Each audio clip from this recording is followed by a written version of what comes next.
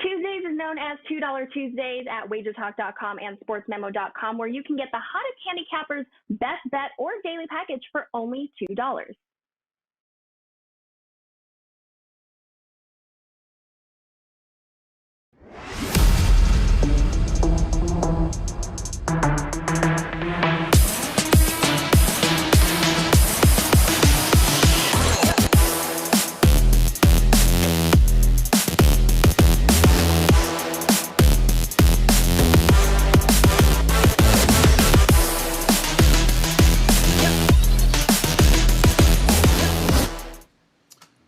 What up, people? Welcome in and a very happy November the 15th here. Tuesday, it's the NBA Tip-Off Show powered by WagerTalk.com. We got 5 games here in the association tonight. We're going to break down a few of these here, see if we can come up with some best bets and a few props. We're going to do it with the OG crew here on a Tuesday as we welcome back in Ski Profit in the house, Tony Finn, and, of course, Mr. Rob Vino here with you guys.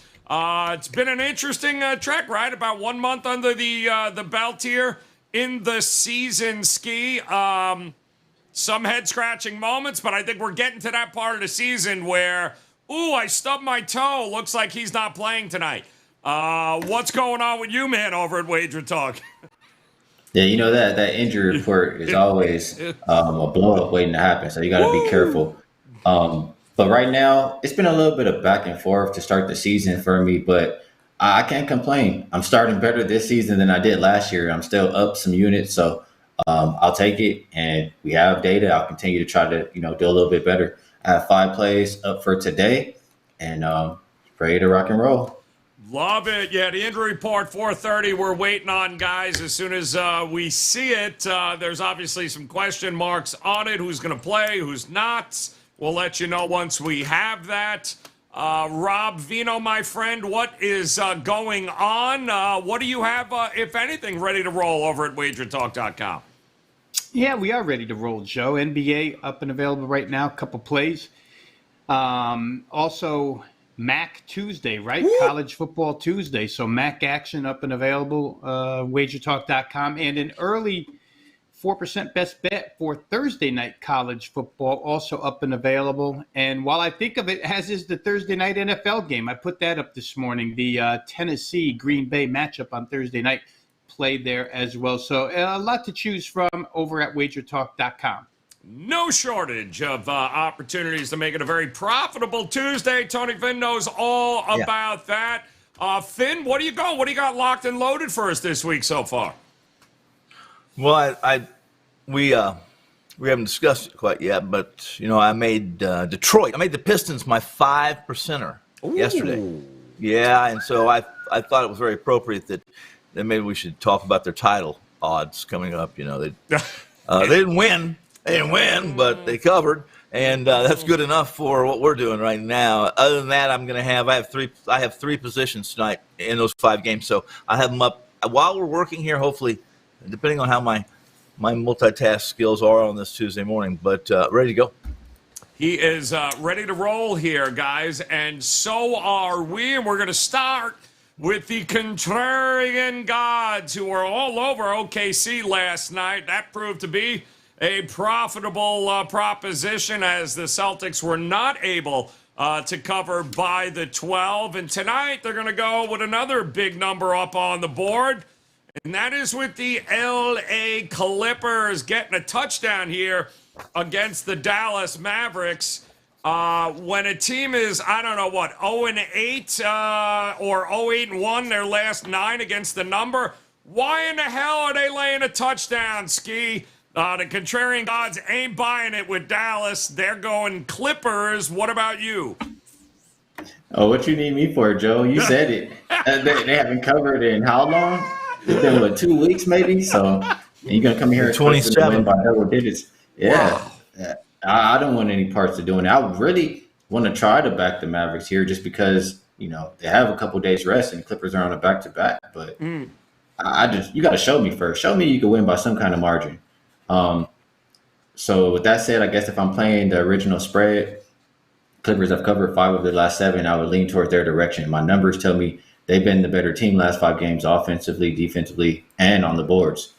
So I think if you like that Dallas side, you have to pivot.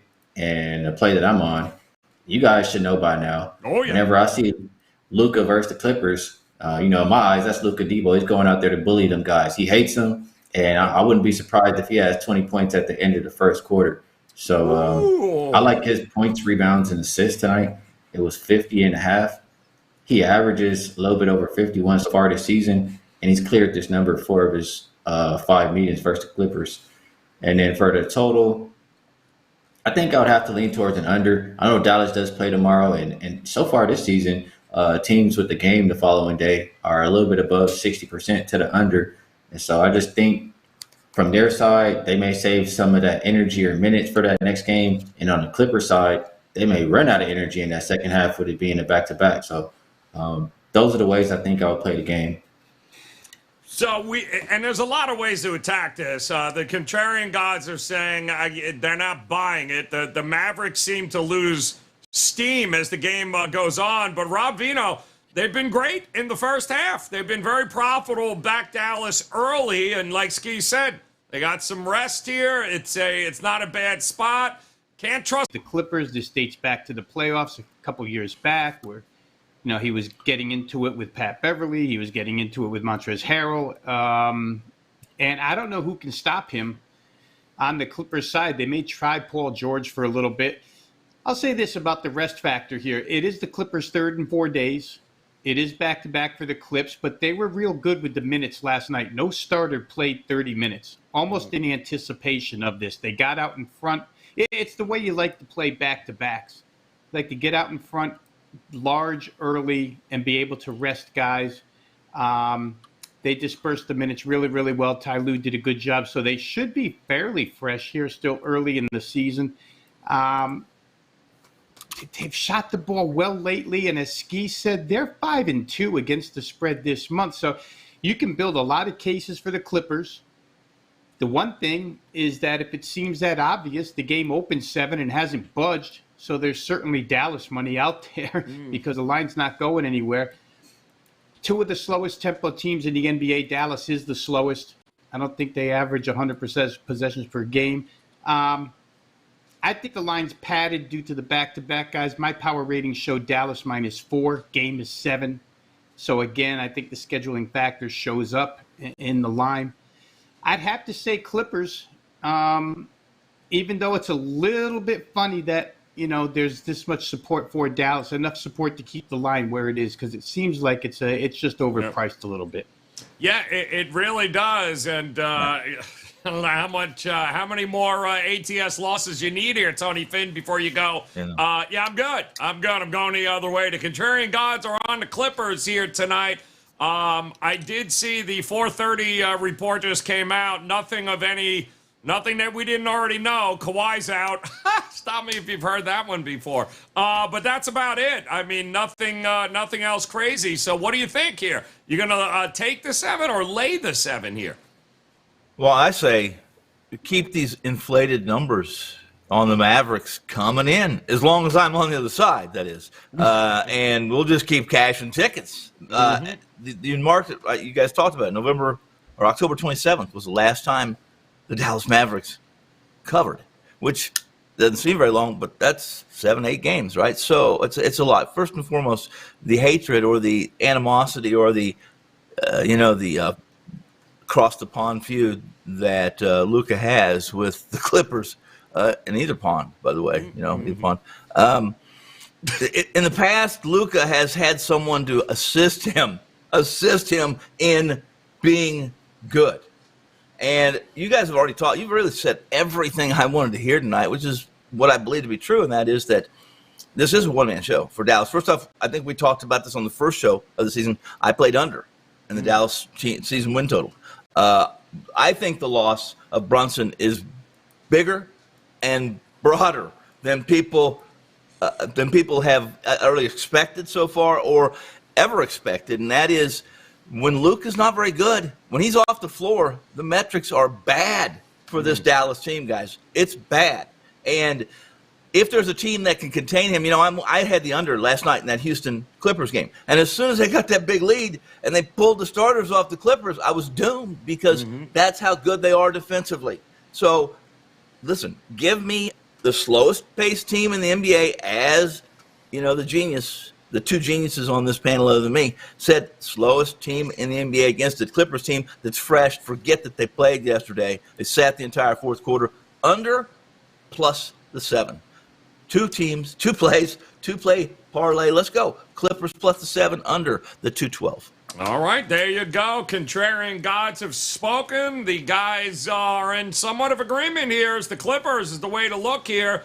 Throwing a little under as well with Dallas, hosting the Clippers here tonight. Let's take a look at this featured matchup here. One that, it should be interesting. How about it? The Brooklyn Nets taking on the Sacramento Kings, who maybe have been playing much better than what their record indicates. The Nets, Jacques Vaughn becomes the coach. All of a sudden, they start playing a little defense. They start winning some games. They're getting 1.5 right now with a total of 226.5 here, Ski. We just saw Sacramento, last night? Now we've got a rest situation for you. So how are you approaching this game? I like the Brooklyn side. I just like how they've been playing lately since firing Steve Nash and getting a new coach. And since, they haven't had the distraction of Kyrie being around. Since he's been out of the lineup, they are actually playing defense. Last 5 games, I have them as the second defensive rated team. And they've also been a better rebounding team, surprisingly, than Sacramento over that span. So I look at that. And I want Brooklyn early, though. That's just kind of how I feel about it. I've seen too many times where they do come in and, they're winning or tied at the half or something like that, and the game just gets away from them in the second. So with them being on the road, that's the way that I'll choose to go here. It was +1 or +0.5. And just looking at the margin so far this year, you have a +3.8 margin for Brooklyn in the first half, -0.8 for Sacramento.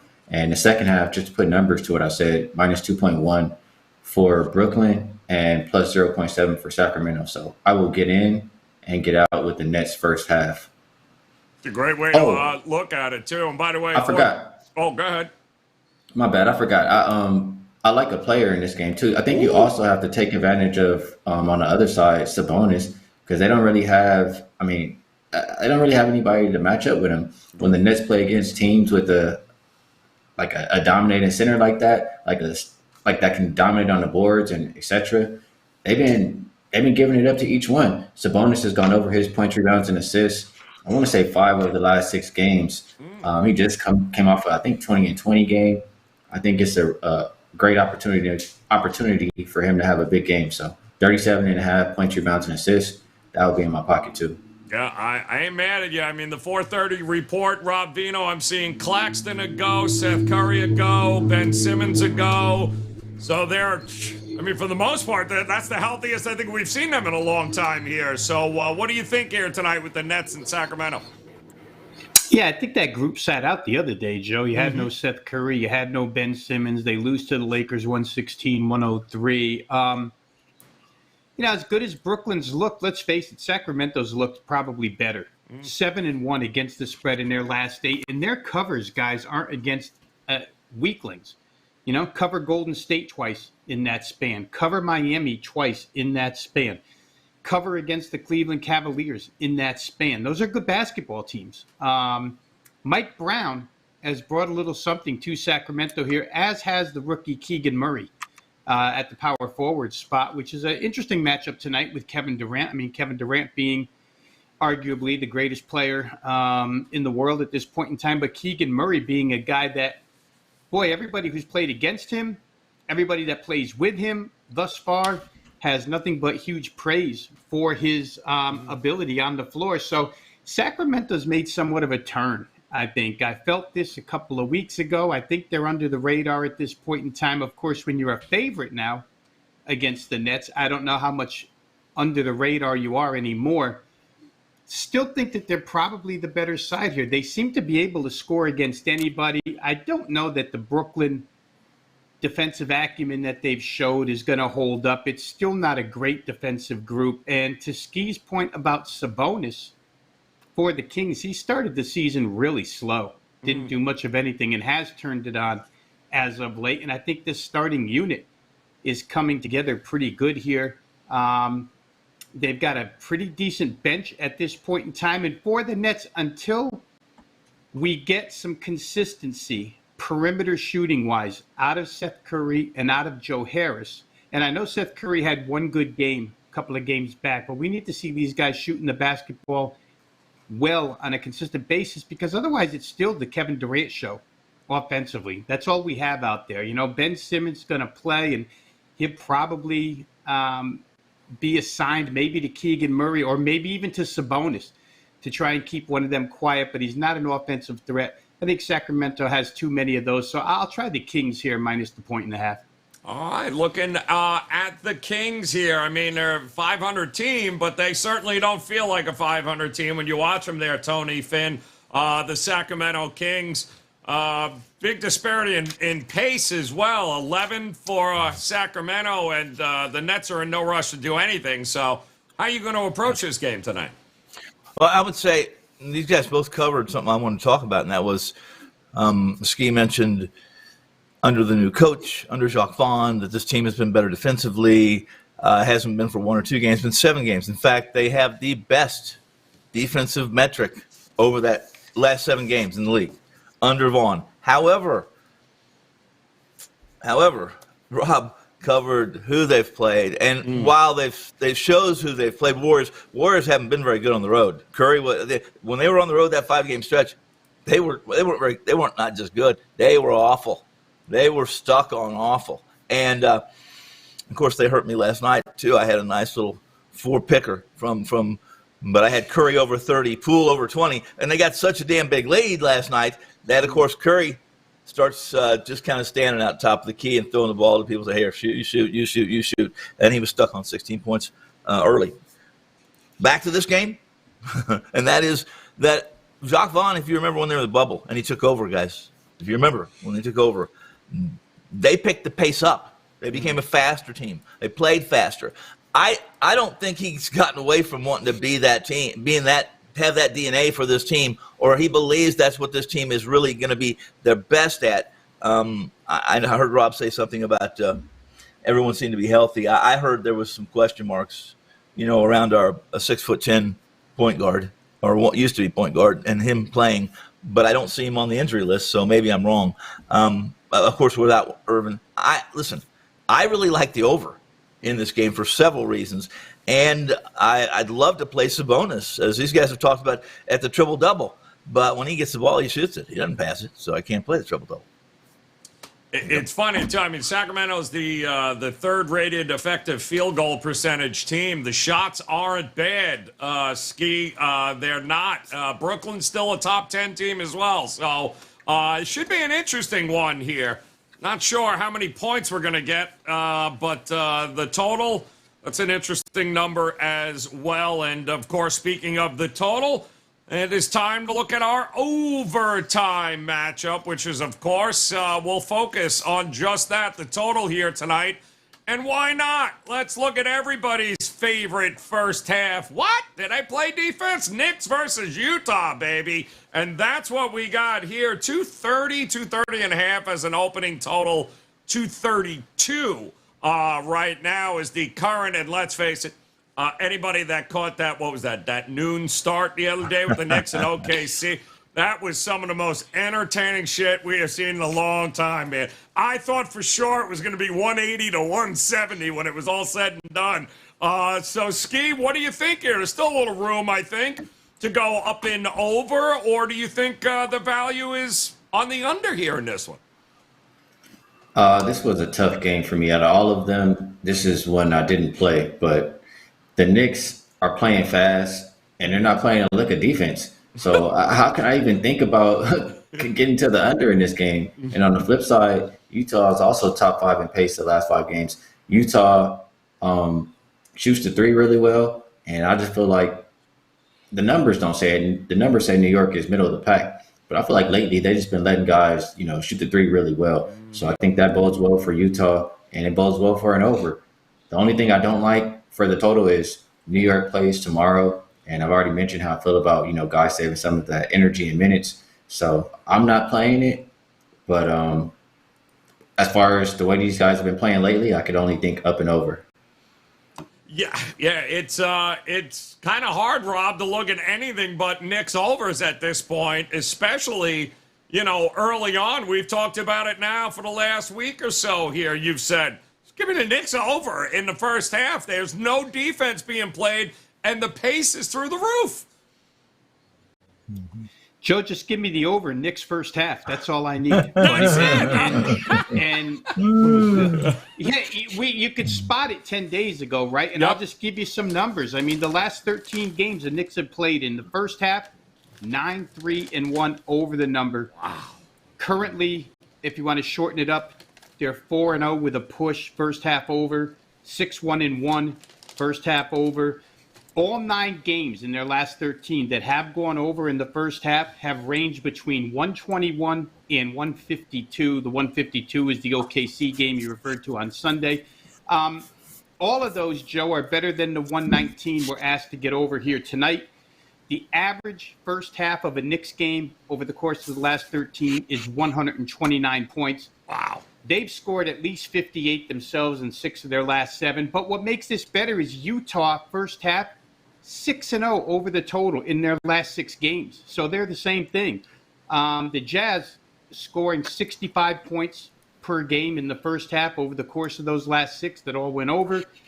In their 5 home games this season, Utah at home, here's what they've scored themselves in the first half: 76, 61, 62, 61, 75, average of 66.2. I mean, it's Ski, it's never always logic school, and it's never always common sense. We know that, but this one's about as common sense as you can get. The numbers just keep pointing to it. And I'll add to this a little bit, guys.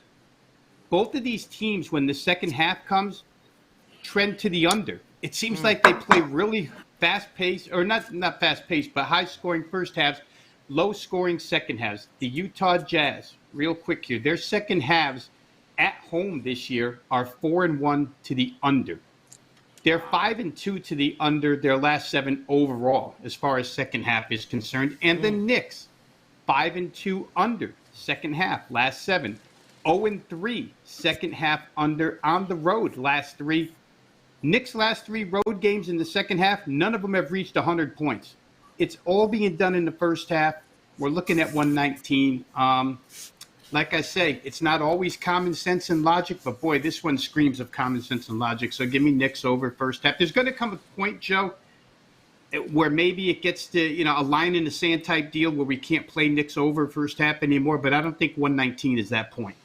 Utah's done an amazing job, too, at defending the perimeter from 3, so it'll be interesting if the Knicks get the shots up, but they're going to shoot them. Shooters are going to shoot here, people. Tony Finn, you know that. I know that. So what is it, Finn? Do you think maybe Utah play a little more defense here and limit what the Knicks can do? Are we looking at an under here? Well, I wouldn't play under here. I mean, and to Rob's point, I looked at those numbers too that he mentioned. It's funny that he was looking hard at that. I looked hard. What I found in the trend wise, why some of the second halves were a lot lower than the first half. A lot of those situations were, not everyone, but a lot of them were the margin. At that point, so the second rotations came in late, and it created some, as happened last night. Happened to me. It was a defenseless second rotation. In this case, with the Knicks and with the Jazz, some of the second rotations are not very off. They're a little bit inept or a little bit challenged offensively. But I'm not arguing with over in the full game. Certainly not going to argue with over in the first half. First and foremost is that this Knicks team doesn't defend the perimeter, guys. I mean, well, they 20, 22, 20, I think it was 22% are completely nobody within 7-8 feet of the shooter. 1 out of every 4.5, 5 times. And the teams are hitting almost 40% on those, Joe. That's a pretty big number if you're going to be shooting from 3 and hitting 40%. And the Knicks, who like to, they really, listen, they crash the boards pretty hard. They like to get those second chance points. Unfortunately, they do a horrible job of defensive rebounding. Their defensive rebounding rate is just horrible. So everything screams easy points in this game tonight. More so, also, that I kind of like the Jazz here. The numbers climbing a little bit. It's opened up 3.5, 4, depending on your shop. I see it at 4.5 or 5, and some which speaks to what they believe the Jazz do, what the Knicks do, and who has the advantage tonight. Give me the Jazz and the over. Looking at Jazz and the over in this one, guys. And there you got it. I mean, it's only 5 games on the board, so now it is time to see which one of these 5. We don't have to go dog. There's only 5 games. They have a dog. They'll give it to us. 60 seconds on the board here, Ski. So of the 5, where are you leaning to as the best bet? Well, I guess I'll go to a game we didn't talk about yet, and that's the Spurs and the Blazers. And I'm looking more at the total here. For one, well, I could mention it's a flat spot for the Blazers coming off that 5-game road trip or 6-game road trip coming back to the house. And we know that's usually a fade on against the spread. But I just think it bodes well for the under, too. This one was shared from my boy UCAP Ronald Cobain, but when they're at home after a 4 or more game road trip and their opponent lost by 20 plus points, and they just played the last night, the under is 11-0-1. And I just look at the Spurs, the pace from the road games to the home games, the pace drops from 107 to 104.7. I look at the pace the last 5 games for both teams, dead last for Portland, 22nd for the Spurs. I just think we get a slower paced game, and I think the Spurs play better defense after how much they've been allowing lately. So give me the under in this. Boom! Look at the under in that one there tonight, guys. The late game should be, and Winslow, I believe, is still questionable. So is Nurkic for Portland here, guys. Talk to us, Vino. 60 seconds on the clock. Which one of these 5 are you leaning towards? You know, I think what was great just then during Ski's analysis was that at about the 21 seconds left to go, Mark, he went to the SDQL. Yes, he did. And if you look into the bottom box, as soon as he went to the SDQL, Tony Finn started to scratch the back of his head. I don't know if they could figure out what Ski was trying to say. Somebody find that frame, because I was paying attention. I'm not going to need all 60 seconds. I'm just going to go back to the first half over with the Knicks here. You know, a couple more reasons why. It's 2 of the top 4 scoring benches in the league. Utah is the number 1 scoring bench right now in the league, 44.3 a game. The Knicks are 4th at 39.3. So at the start of the second quarter, when these rotations turn over, end of the first or the second, you don't generally lose scoring with them. The Jalen Brunson acquisition, great for offense, but lousy for defense. The Knicks just aren't playing any. Doesn't look like a Thibodeau team. Expect a lot of pace, expect a lot of points. I'm going to play first half over 119 in the Knicks Jazz game. Get it done. That ain't broke, don't fix it. Tony Finn, talk to us here, my man. Which one of these 5 are you leaning towards? We're going to go to Brooklyn. Ooh. Sacramento. Now, Ski referenced this already when he said he liked the prop play on Sabonis Jr., and I think that was 18, 19. What was it, Ski? Yep. Is that right? I got points, rebounds, and assists. It was 36. Oh, that's right. Okay, I'm sorry. Right. And what I did was I like the scoring alt on this. I think his 18 or 19 was what his point total. I like plus over 25 for Sabonis tonight. He was absolutely spot on with his analysis on the Brooklyn defense in the interior, in the paint. They can be had there, and Sabonis is a guy that you know can shoot from behind his back. He can shoot from the side. He can shoot left hand, right. He finds the bucket, and he finds the net. Plus 25 for Sabonis tonight pays a nice little chunk, and I wrote it down, I think, plus 275 or plus 295. I'll take that plus money and Sabonis over 25. Ooh. Taking that plus money going up and over with a prop here, guys. Some good stuff here. 5 games on the board. Some angles to be had here as we take a look one more time with Ski going San Antonio, Portland. Look at the under here tonight, guys. 226 in that one. Tony Finn, you heard him just tell you, Sabonis up and over those 25 points here at a nice price. Not going to get a whole lot of resistance there. And Rob Vino, hey, if it ain't broke, don't fix it. New York, Utah, first half over the buck 19. There may not be a number high enough that you can't go over